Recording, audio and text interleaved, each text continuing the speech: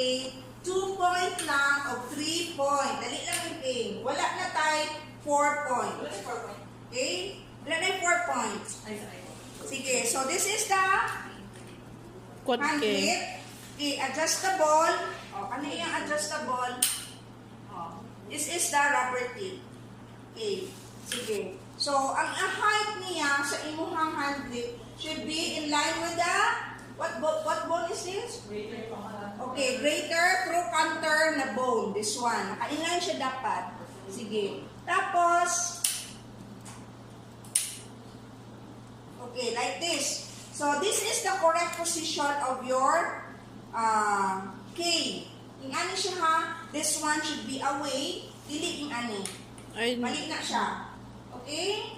Oh. And then you have to remember that the position of the cane should always be opposite sa imuhang affected leg.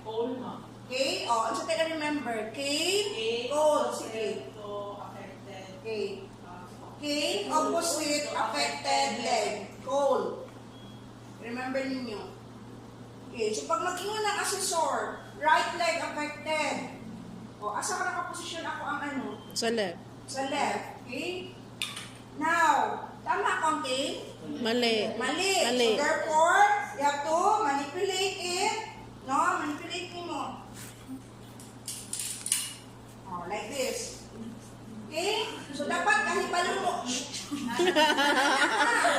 Basi maguba na lang ito sa lungsaon. Mali. Sige. Oh, like this na.